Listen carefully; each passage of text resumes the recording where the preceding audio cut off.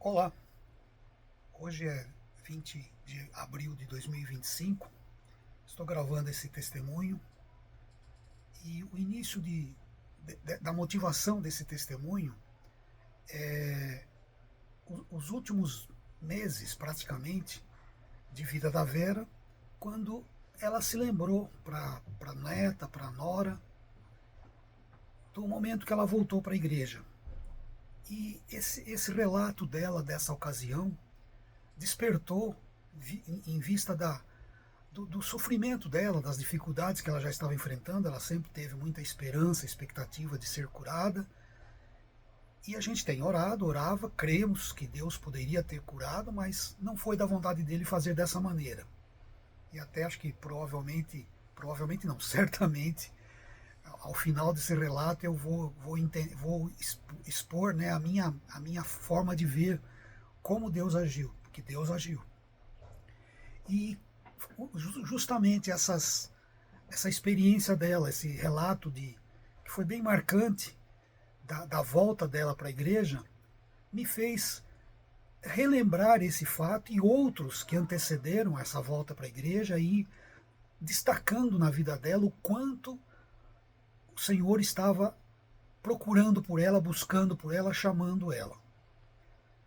Eu acho que por volta dos 5, 6 anos de idade, a avó dela, mãe da mãe dela, uma senhora acho que com 5 ou 6 filhos, abandonada pelo marido, então com uma vida muito difícil, muito dificultosa, mas essa avó frequentou, eu acho que a Assembleia de Deus, mas na ocasião, aos 6 anos de idade da Vera, uma idade aproximada, ela relata que nas vindas do pastor Manuel de Melo, missionário Manuel de Melo, que vinha fazer aquelas reuniões grandes, né, de avivamento, de libertação, de manifestações do poder de Deus. Ele alugava cinemas aqui na cidade, e a avó dela levou ela em mais de uma ocasião, e ela ficou impactada com o que ela viu, com o que ela presenciou ali nessas reuniões.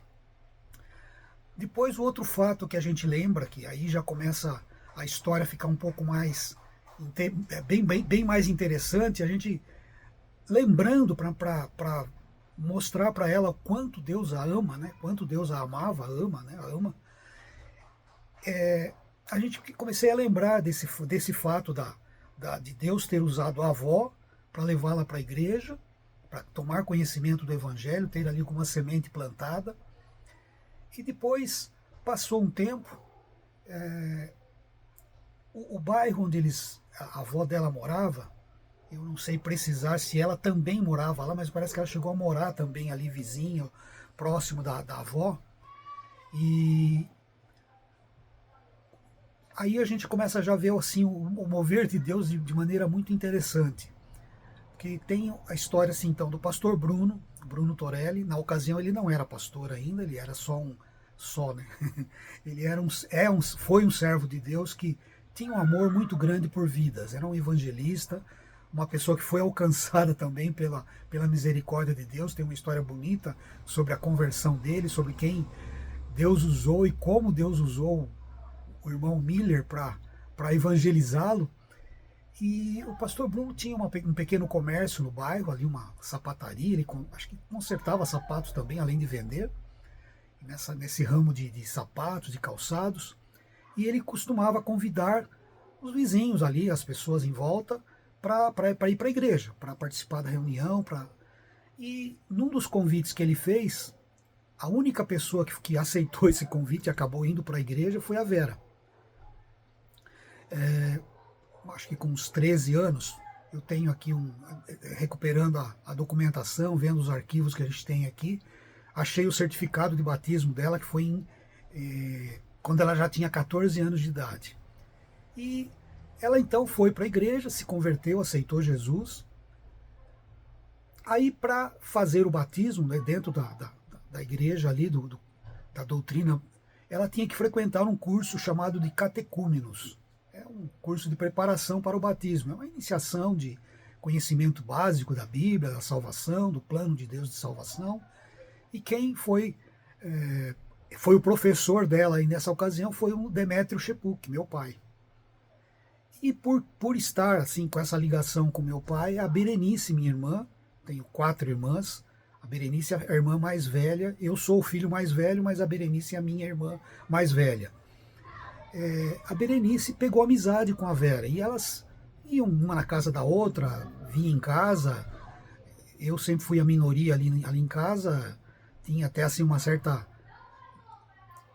briga ou certa divergência entre nós. Eu era minoria, todas as meninas, então quem escolhia canal de televisão, quem brigava, queria assistir uma coisa e no fim quem vencia eram elas, e eu tentava assistir a algum canal, mas perdia por minoria, por ser minoria, não tinha condição de ganhar a disputa ali pela televisão.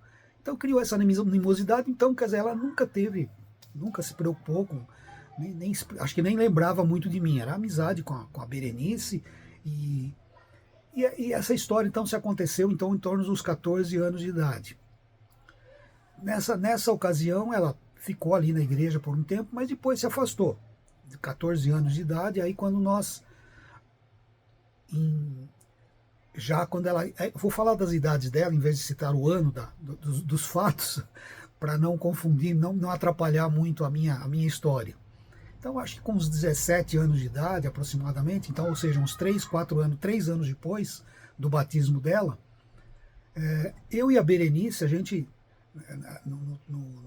na reunião de jovens que a gente tinha ali na igreja, nos domingos a gente se reunia e fazia algum, acho que evangelismo, o que eu lembro que foi marcante foi justamente esse domingo em particular. Os demais eu não me lembro, estou só deduzindo que era uma coisa costumeira, porque realmente a gente, hoje olhando para trás, é fácil ver como Deus agiu. Na hora era apenas simplesmente um compromisso, um objetivo, um alvo, um trabalho a ser feito, era o famoso buscar o reino de Deus no nível que a gente conhecia, na forma que a gente entendia. Então eu e a Berenice pegamos o ônibus ali na Rua do Retiro, onde a gente morava, fomos até a cidade, o centro da cidade, né? Descemos ali no ponto final, que era atrás da Matriz. Aí da Matriz ali descia-se uma rua, a Rua São José, e chegava no Largo São José, que era o ponto inicial do ônibus que ia para a Colônia, que é o bairro onde tinha a igreja, tinha a família da Vera, né? Principalmente a avó morava ali agora, né? Já a Vera já tinha mudado para um bairro, assim, numa casa no centro da cidade, uma casa da Companhia Paulista, que depois com o tempo foi adquirida pelo pai dela junto com o irmão, e ela passou a morar ali no centro da cidade, chamamos centro da cidade. E aí a gente chegando para pegar o ônibus para ir para a Colônia, eu e a Berenice avistou a Vera e a mãe dela dentro do ônibus já. Então elas sentaram juntas lá e ficaram conversando. Faziam 3 anos que elas não se viam, né? Eu fiquei lá, acho que nem lembro que banco eu sentei, sei que fiquei bem lá para trás e fiquei lá aguardando o ônibus sair, porque os ônibus eram de meia hora, não era de 5 em 5 minutos ou algo do tipo. Então espera um pouquinho, sai o ônibus e vai. Aí descemos lá na Colônia, no ponto que é tanto para a mãe dela, para visitar a avó, como para a gente ir para a igreja, era tudo praticamente no mesmo ponto. Então a gente foi, e aí eu até tentei me lembrar, e aí deixa eu acrescentar mais alguns personagens nessa história.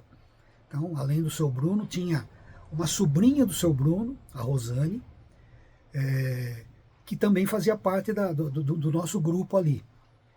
E o que eu lembro, isso é fato, ela relembrou e a gente tentou conversar com a Rosane, com a própria Berenice, para ver por que a gente decidiu, qual foi a decisão, qual foi o que nos levou a fazer aquilo. Mas a gente pegou, resumindo, eu, a Berenice, a Rosane, fomos fazer a visita na casa da avó da Vera para a Vera, nesse domingo à tarde.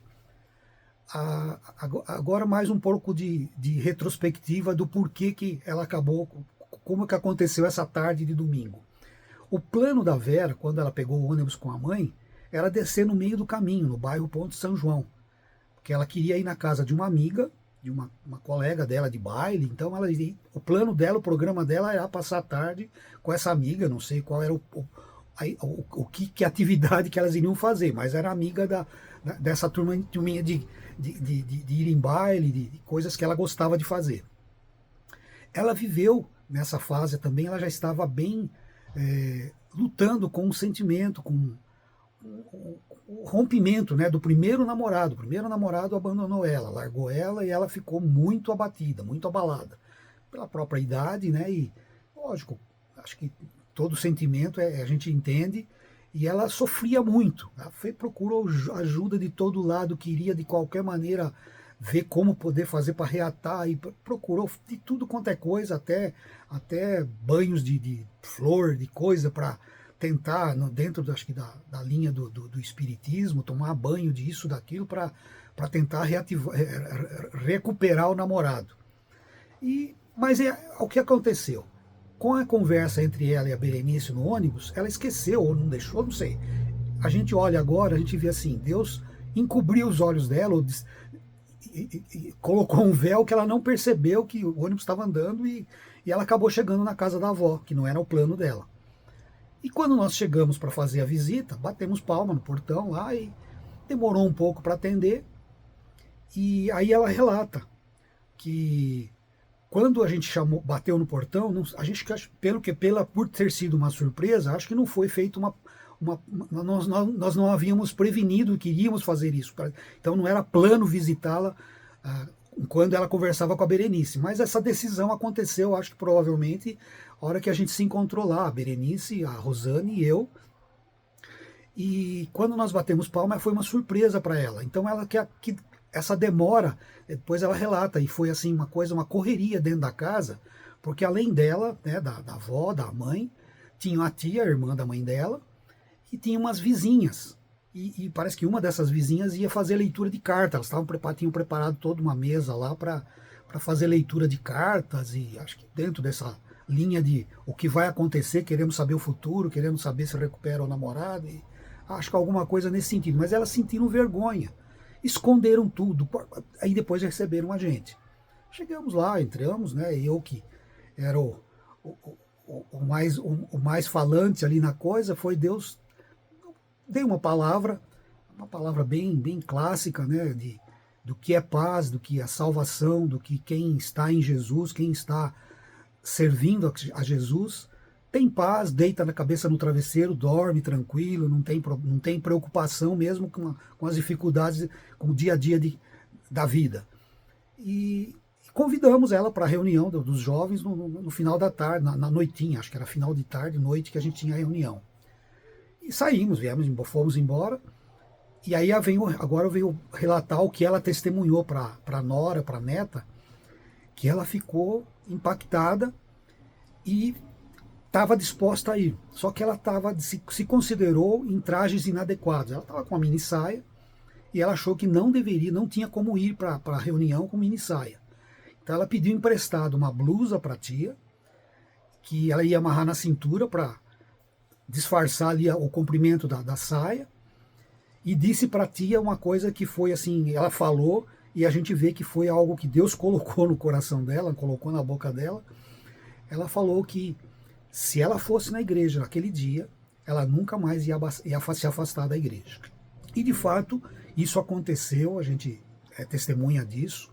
Acho que às vezes que ela não participou de reunião é por causa de problema de enfermidade, ela teve muito problema, teve um processo de depressão, teve um tratamento muito sério, as duas gravidezes foram bem complicadas, teve que ficar internada, então o que ela se ausentou foi assim por motivo justificável, né?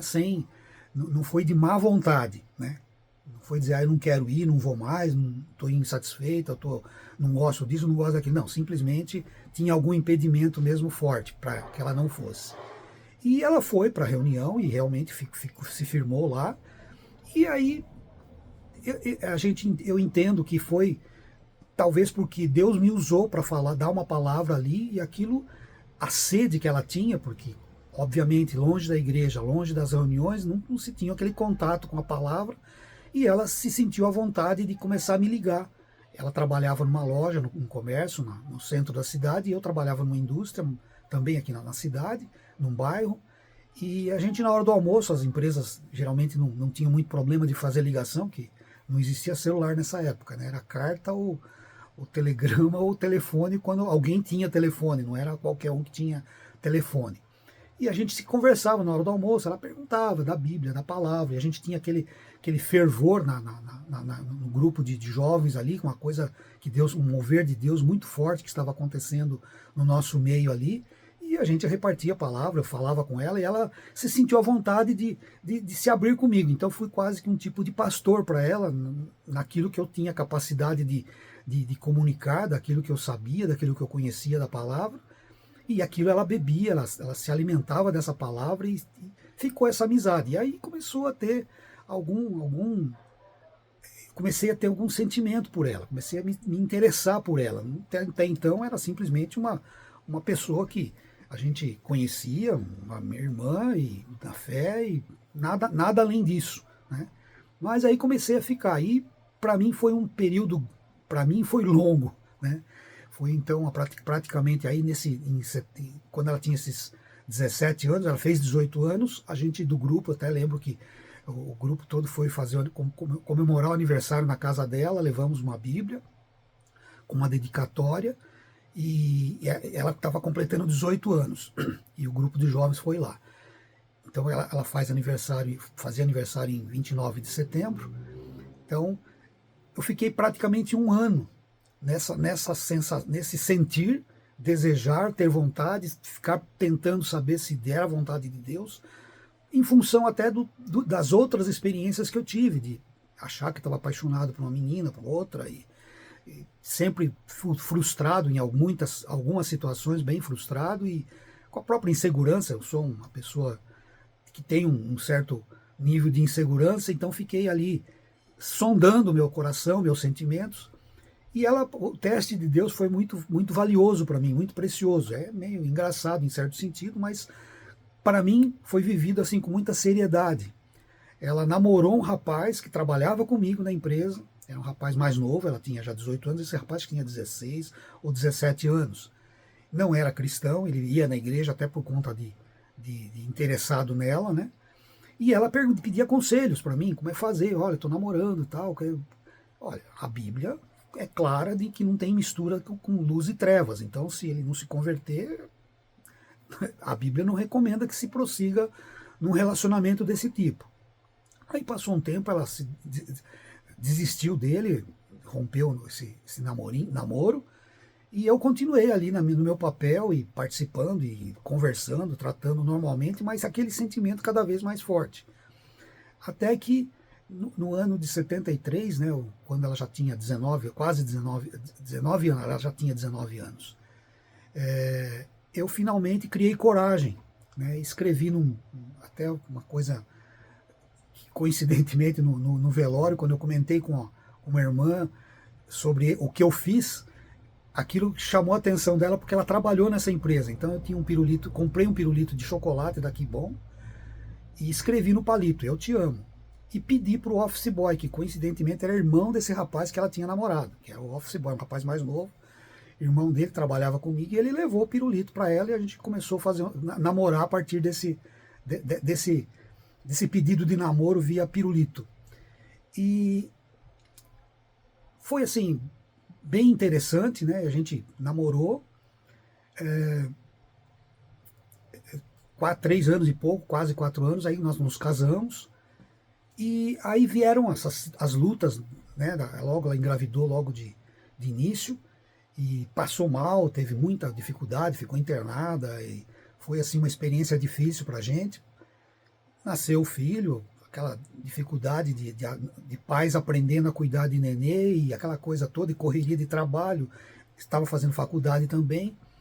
Então essa luta aconteceu, mas Deus foi dando graça e a gente passou por isso, Deus abençoou, deu um bom salário, a gente pôde ter bastante abundância, né, de bens, né, vamos dizer assim. O salário permitiu, por exemplo, logo depois de casado eu pagava aluguel, comprei acho que uma televisão a cores, uma coisa cara para a época, acho que nem tinha terminado de pagar a televisão a cores, comprei um carro zero, tinha uma moto, vendi a moto, entrei de entrada e comprei um carro zero, um Fiat 147, que era lançamento, né? Foi lançado em 77, eu comprei em 78. E ao mesmo tempo, acho que antes mesmo logo que começou o financiamento do carro, em 78 eu comprei, não tinha terminado de pagar, eu estava no fim das prestações do carro, e eu comprei uma casa, entrada com fundo de garantia, casa que moro nela até hoje, financiada pelo BNH. Então a renda era assim, bem confortável, né?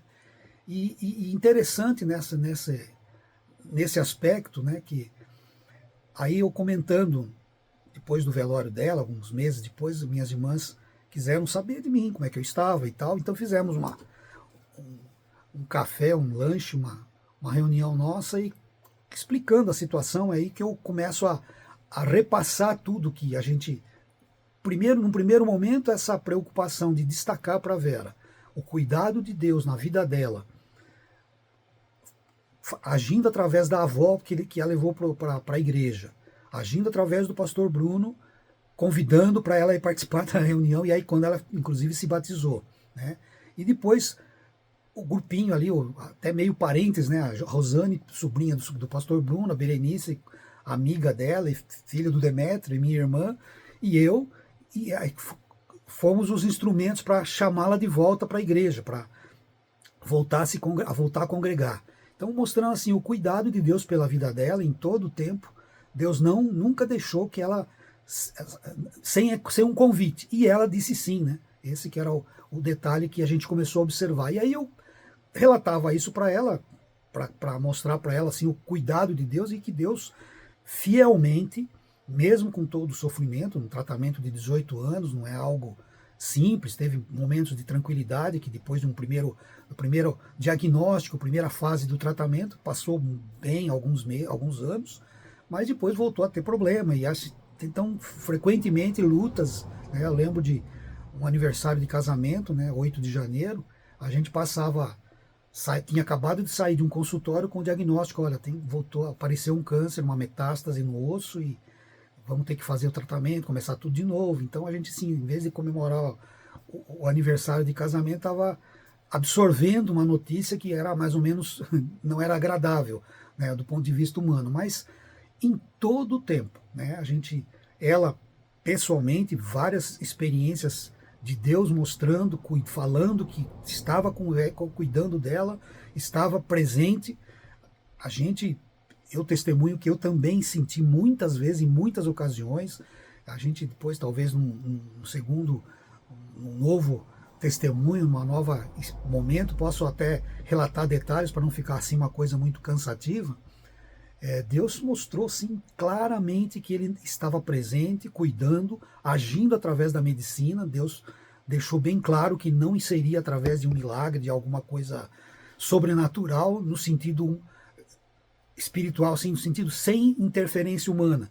Mas Deus agiu através dos homens. Em vários momentos, a gente pensava em fazer uma coisa, Deus mostrava, não, é aqui, é por esse lado, é para cá, apontando o médico, o profissional, isso, aquilo. O encaminhamento de tudo foi assim muito especial, e a gente viu em tudo a mão de Deus nisso. E nos últimos dias, então, foi assim uma coisa preciosa, né? Aí já não, talvez eu não tivesse nem tido tempo de falar com ela, porque foram nos últimos dias mesmo, coisas assim excepcionais Deus fazendo. Eu cheguei a comentar com ela, assim, eu sentia realmente, claramente, a presença de Deus, algum anjo, uma coisa assim, não vi, não era visão, não estava vendo, mas estava claro que tinha alguém, uma presença ali na sala, perto da gente, e acompanhando toda a situação, né?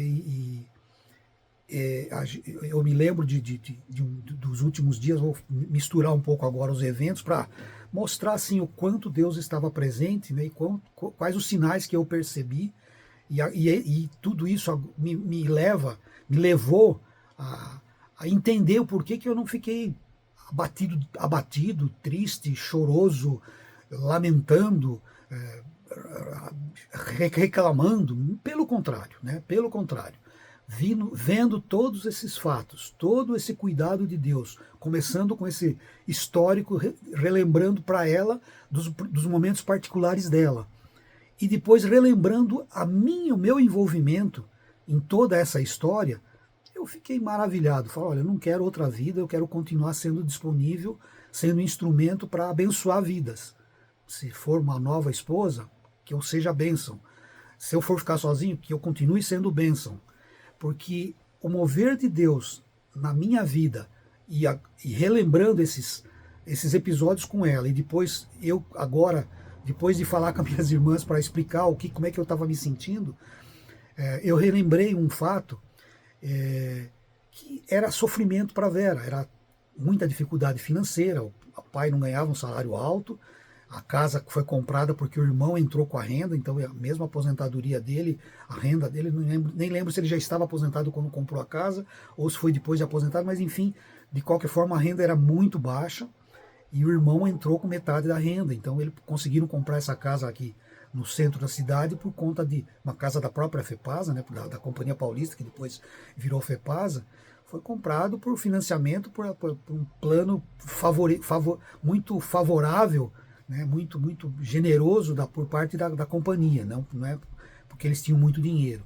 Então sempre foi muito dificultosa a vida deles. Então o costume lá, a prática era utilizar o máximo possível do armazém da companhia. Então uma vez por mês, quando abria a conta, né, a caderneta lá era zerada e eles podiam fazer nova compra, então eles compravam aquilo que dava e o resto era luta para passar até a próxima abertura de caderneta. E numa dessas ocasiões eu comecei mencionei isso, e eu lembro que a Berenice falou assim, eu estava lá, eu vi essa situação. E mostra assim a dificuldade, as dores que a Vera tinha desse sofrimento, da penúria, vamos chamar assim, né? E estavam lá, então, acho que foi nesse período dos 14, 13 para 14 anos, porque ainda elas tinham amizade, ainda elas se visitavam, e a Berenice foi passar o fim de semana na casa da Vera. E no sábado elas foram, que era o dia da compra mensal, foram no armazém da companhia e comprou lá uma lata de pêssego em calda e trouxe para casa. O plano era comer o pêssego em calda na sobremesa do domingo. No domingo de manhã elas foram as duas para a igreja, escola dominical, voltaram, almoçaram, e aí a Vera foi pegar a lata de pêssego em calda para repartir com a visita, né? Toda a alegria de poder repartir, além da própria vontade, porque não era algo frequente na vida dela. Então ela pegou a lata, achou a lata lá, só que só tinha caldo, não tinha mais nenhum pêssego. Os dois irmãos dela deram conta de acabar com o pêssego em calda. Aquilo, ela entrou num choro. A Berenice relatou assim que ela chorou porque era vergonha, era humilhação de frustrar um plano, né, um propósito, e ainda aí na frente de testemunha, de visita. Então aquilo arrasou ela. Por que eu lembrei desse detalhe, então, e depois por que eu mencionei a questão da abundância financeira, da vida financeira, que foi muito confortável para a gente? Eu lembro que nessa época, logo depois que eu casei, eu fiz concurso para o Banco Central, e acho que eu lembro que eu casei em janeiro, em fevereiro acho que foi o concurso. Então eu estava nem preocupado, não tinha nem plano nenhum. Queria viver a minha vida de casado, queria viver a minha vida ali com ela. E um colega um irmão muito atencioso, muito esforçado, fez a inscrição, insistiu comigo, e acabei fazendo o concurso e passei no concurso do Banco Central. Só que a empresa que eu trabalhava, o diretor, que também a gente vê assim, mão de Deus nisso, porque eles me chamaram, eu estava no quartel ainda, não tinha. Então em 72 eu estava terminando o serviço militar. E mesmo antes de terminar o serviço militar, esse diretor me chamou dessa empresa. Um dos diretores sócios foi meu professor de matemática no ginásio. A mulher dele foi minha professora de português. A Berenice também foi aluna desse diretor.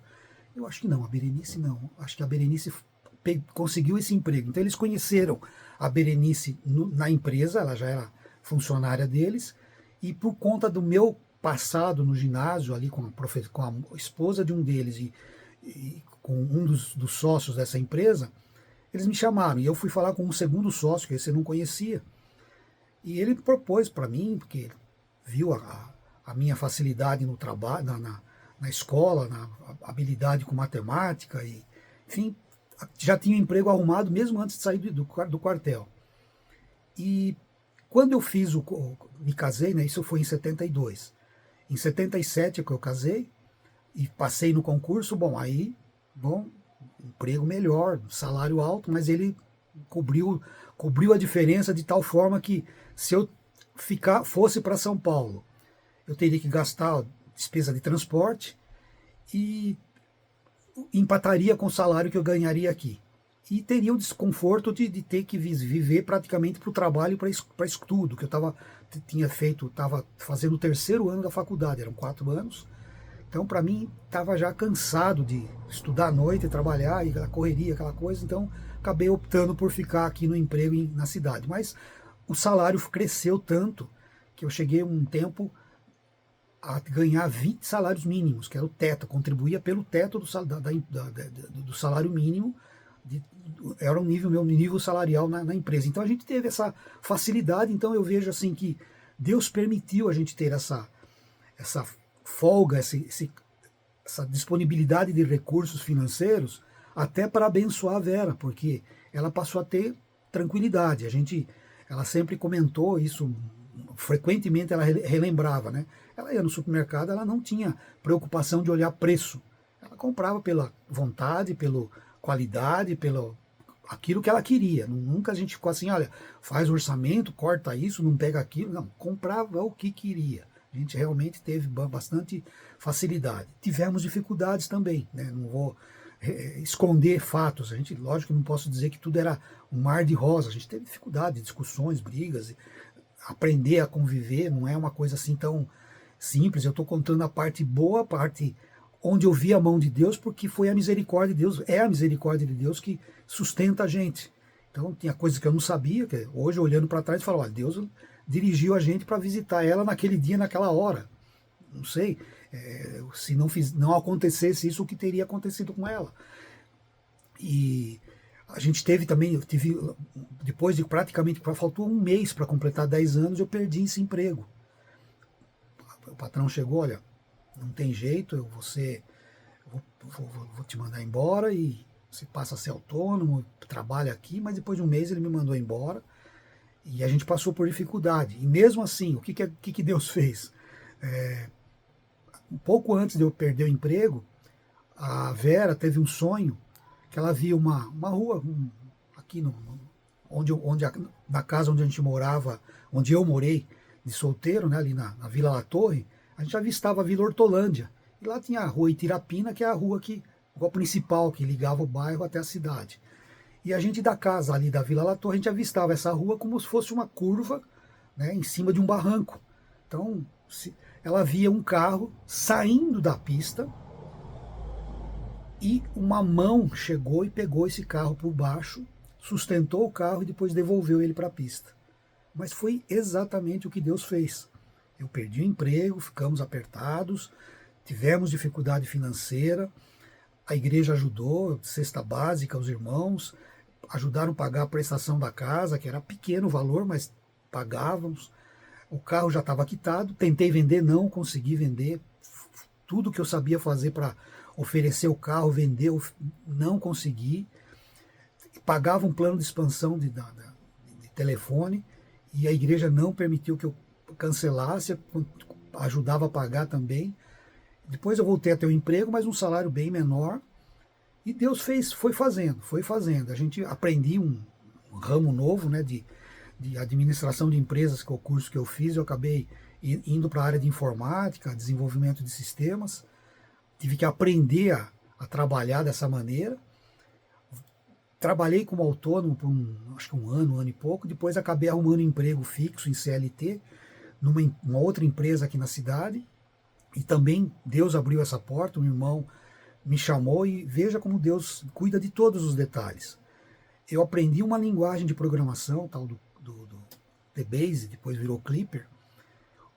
O treinamento meu, nesse primeiro ano e pouco que foi usado para eu aprender a programar, foi através de um ex-aluno desse diretor que me mandou embora.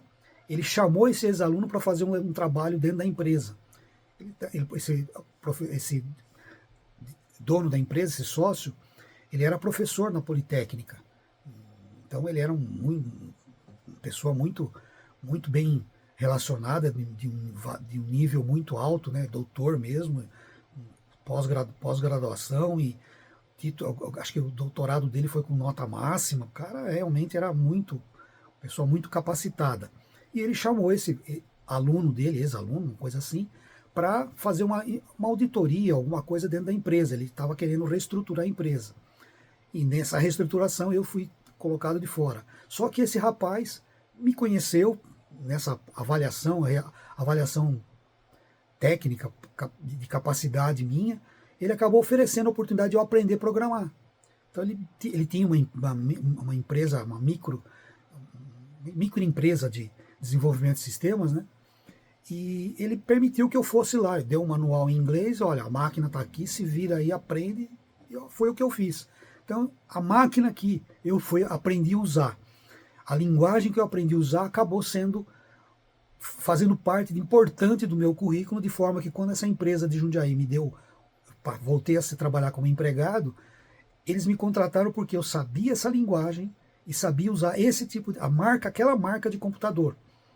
Porque eles tinham comprado um microcomputador, estavam querendo desenvolver um sistema, e Deus faz o quê? Aí talvez eu estou me estendendo um pouco, mas mostrando assim o cuidado de Deus, né? Nessa fase de desemprego veio acho que o plano verão, o plano cruzado, é um dos planos que teve escassez de coisas no supermercado, foi tudo muito difícil. Então, além da gente viver apertado, ainda teve esse plano, essa mudança de plano, e tiraram zeros do dinheiro, mas eu ainda estava empregado. E o que Deus fez? A gente passando dificuldade, porque aí já o salário não era tão alto, mas a gente não passou necessidade. Tinha mistura, tinha tudo. Eu lembro de uma ocasião que o Gabriel, filho mais velho, o tênis dele furou bem assim na planta do pé, assim, nessa parte mais volumosa da sola do pé, saía para fora. Não era a ponta do tênis, mas era o meio do pé, gastou tênis. Aí fomos comprar um novo tênis, né? Depois Deus foi permitindo que a gente melhorasse a renda, e depois deu para comprar até coisa de marca, vestimenta assim mais adequada, de maneira que ele não passou vergonha, mas passou apertado por um bom tempo. E nessa fase, que ainda já estava um pouco melhor, o que Deus faz? Eu me lembro de sentado nos degraus da casa lá da Vila La Torre, eu gostava de ver os aviões a jato, que tinham altitude mais baixa para pousar em Viracopos. Sempre achava bonito aquele avião, de vez em quando, aquela coisa de criança, olhava o avião. Bom, a empresa comprou uma empresa de comércio exterior nos Estados Unidos, firmou um contrato, primeiro ela firmou um contrato com a Ford americana para fornecer todo o eixo dianteiro do caminhão cargo. Aqui era uma forjaria, né? A empresa chamava-se Cífico. E o contrato previa que ela deveria fornecer o eixo já montado para a Ford, para os caminhões cargo, que era um lançamento novo da Ford. Então, para gerenciar essa logística, eles compraram uma empresa de comércio exterior nos Estados Unidos. E o que aconteceu? Esse computador, esse sistema que eles queriam desenvolver, era que eles queriam desenvolver um sistema nessa linguagem, para usar em microcomputador. Eles tinham um computador de grande porte, mas eles queriam usar o microcomputador, e me levaram para os Estados Unidos. Por 21 dias eu fiquei lá, 21 ou 23 dias, uma coisa assim. E foi uma coisa assim excepcional, porque eu não tinha formação na área técnica, né? Então foi um gerente, ele levou a esposa, tinha dinheiro. Foi um rapaz,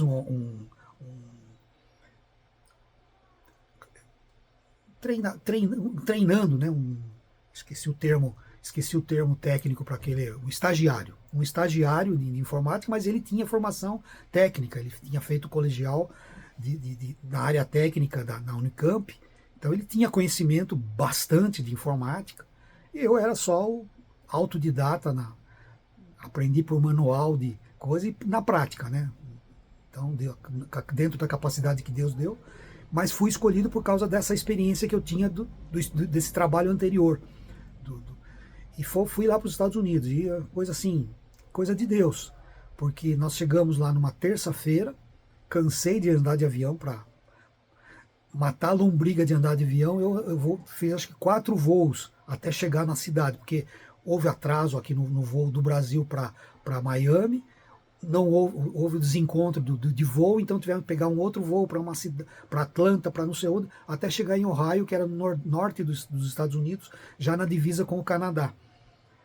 E então eu cansei de ficar dentro de avião. Chegamos lá na terça-feira, no final dessa mesma semana, esse rapaz, um dos funcionários desse escritório de comércio exterior americano, planejou uma viagem para Washington, D.C., né, Washington, capital dos Estados Unidos. E iria ele, a esposa, ele alugou uma van. Então foi a equipe que os brasileiros daqui, tinha mais um gerente comercial que já vivia nos Estados Unidos com a esposa. O rapaz levou a esposa, marcou um encontro com 2 ou 3 irmãos dele que trabalhavam em Washington, que eles não se viam há muito tempo, e viajamos ali a noite toda praticamente, saímos à tardezinha, viajamos praticamente a noite toda até Washington. Então aí foi assim aquela experiência assim que eu nunca teria planejado. Vendo aquelas cenas de filme, né, os armazéns americanos, rodovia americana, viajando horas e horas e horas para chegar até lá. Lá ficamos em hotel e aí teve um tour, visitamos o Capitólio, o cemitério de Arlington, né? Tem uma foto lá da placa do Kennedy ali com aquela chama que eles não deixam apagar, e passei por esse cemitério, visitei todos os pontos turísticos de Washington nesse fim de semana, um museu extraordinário, né? Vi ali carruagens que a gente via em filme de faroeste, cópia da nave que pousou na Lua, coisa assim para mim era coisa assim, era extraordinário, né? E uma situação que assim, quando eu olho para trás de novo, né, sempre olhando para trás, eu lembro que por causa da escassez que estava aqui, eu não sentia vontade de usar o dinheiro da empresa para comprar carne, por exemplo. Eu não sou tão amigo de carne. Esse rapaz que é mais novo, né, ele comprou um bife enorme, ele falou, estou com vontade de comer carne, e comprou um bife enorme. Eu não tive vontade, prazer, porque falei, minha família está lá passando dificuldade, difícil de comprar coisa e achar coisa para comprar, mesmo que tivesse dinheiro. Mas Deus me deu essa graça, né? Então, a gente passando por uma dificuldade aqui, Deus me fez, fui trabalhar, era trabalho, mas Deus me deu um turismo, fiz um passeio que nunca eu iria programar algo desse tipo, que não tinha recurso, né? E nem seria, por exemplo, nessa ocasião de escassez, de dificuldade aqui da família, não fazia o menor sentido, eu vou passear, mas Deus me levou para passear. Assim, é coisa que a gente fala assim, só Deus para fazer uma coisa dessa. E aí, relembrando esse fato, o fato da experiência da minha irmã junto com a Vera, ali ver o sofrimento dela e depois ver, mesmo com esse período de dificuldade, que eu acho que era importante mencionar, para não parecer que eu só vivi em flores, né, não teve espinhos, né, voltamos a ter boa renda, né, voltamos a ter a abundância, redecorou a casa, fizemos bastante coisa, e a Vera pôde voltar a falar e viver essa situação em que ela comprava o que ela queria, o que ela tinha vontade. Assim, tivemos bastante conforto mesmo, né? Então Deus supriu e honrou a ela, né? Nessa posição. Interessante que, falando em honrar a Vera, eu lembrei de um outro episódio. Um mês antes do casamento marcado, ela foi na empresa, pediu a conta, pediu para ser mandada embora, acho que eles nem sei se chegaram a mandar embora, eu sei que ela pediu a conta porque ela não queria mais trabalhar, ela falou, eu vou ser dona de casa, e sempre foi uma dona de casa com muito orgulho. Então assim, ela abriu mão, confiou plenamente que Deus iria suprir. Nessa ocasião eu não tinha um salário ruim, né? O aumento mesmo veio depois do casamento, quer dizer, antes do casamento era um bom salário, não era só um salário mínimo, mas não era um salário excepcional, mas ela teve essa confiança de que Deus iria suprir, embora a gente não tivesse assim consciência disso, porque foi algo que ela decidiu. Eu não me lembro de falar assim, a gente conversou, discutiu, vamos fazer assim ou vamos fazer assim. Não, ela decidiu, eu entendi de boa, aceitei, assim, a gente olhando para trás, a gente vê assim, mesmo não sabendo, não tendo consciência da situação, a gente vê assim como Deus foi dirigindo. né, colocando aquilo que a palavra fala, né, ele que opera em vós o querer e o efetuar. Então ele vem, vai fazendo, a gente olha para trás e fala assim, olha, ele fez. Eu, na época, eu nunca iria dizer assim, olha, Deus estava fazendo para mim fazer isso. Mas agora, olhando desse ângulo, né, para o passado, a gente vê como ele foi fiel, como ele dirigiu. Né? Eu lembro que eu escrevi algumas cartas, uns bilhetes para a Vera, e falando que eu buscava o reino de Deus em primeiro lugar. Era o que eu sabia fazer, não era, não era uma teologia ou uma prática excepcional. Mas o que eu aprendi, eu estava fazendo. É evangelizar, vamos evangelizar. É fazer boletim no mimeógrafo da igreja, fazer boletim no mimeógrafo da igreja, dirigir os jovens, dirigir a escola dominical, dirigir a escola. Aquilo que era apresentado e que eu sabia fazer, eu me envolvi para fazer. E Deus honrou, Deus honrou. Deus me deu essa bênção de poder. E é esse o ângulo que eu vi, que me confortou e que está me confortando cada dia, cada vez que eu lembro. Cada vez que eu paro para pensar, para relembrar desses fatos, eu vejo assim como Deus esteve presente. Né? E ele não muda, ele não mudou, ele não vai mudar. Então eu só quero não ser escândalo, não ser arrogante de dizer, não, eu já sei, eu vou fazer sozinho. Não, eu quero continuar nessa dependência, porque tudo que aconteceu e que eu olho para trás e vejo que Deus agiu foi muito bom, foi maravilhoso.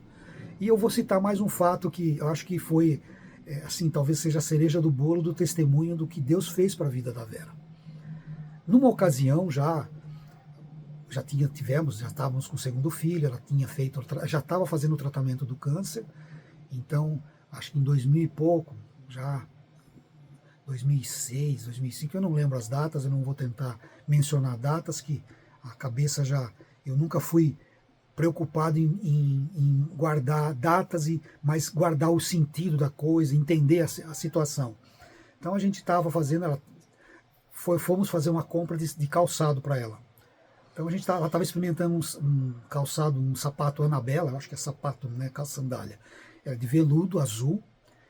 E eu estava ajoelhado no carpete da loja, sentado na frente dela, e ajudando a fechar a presilha ali, que ela tinha uma tira que pegava no peito do pé, e experimentando o calçado ali, todo alegre de poder servi-la, né? É uma alegria ver a alegria dela de comprar, de escolher o que ela queria. Ela gostou, é esse, é aquele. Geralmente a gente sempre brincava que o gosto da gente sempre é o mais caro. O mais caro era o que a gente gostava. Sempre, quando ia escolher alguma coisa, ia perguntar o preço, era o mais caro do tipo que estava lá na vitrine, que estava na loja.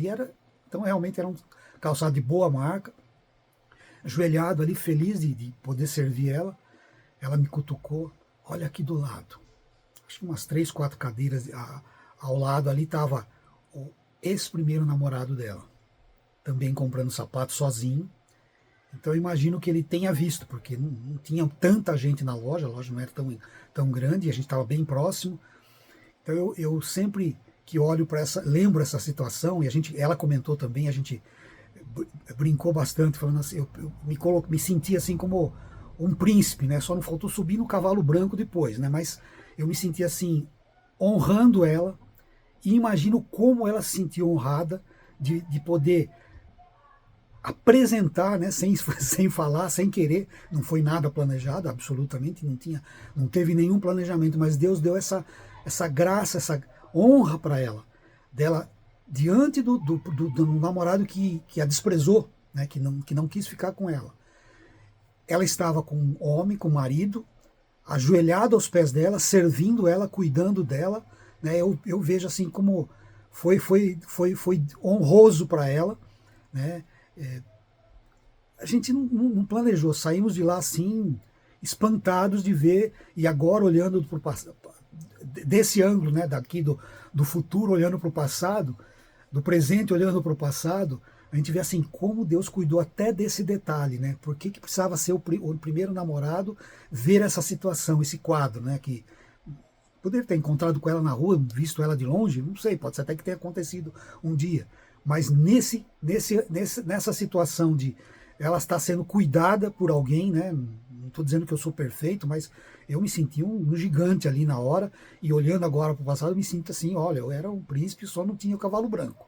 Era um Uno prata mesmo, que a gente saiu, foi buscar depois no estacionamento, fomos até o estacionamento, mas eu me senti assim muito honrado, e vendo assim, olhando para trás e relembrando todos esses fatos, eu vejo assim que Deus cuidou de todos os detalhes, Deus esteve presente em todo o tempo, e, e não tenho por que lamentar, chorar ou ficar triste. Eu só tenho que glorificar o nome do Senhor e querer realmente continuar sendo sensível à voz dele e poder ser útil na obra dele. É isso por enquanto.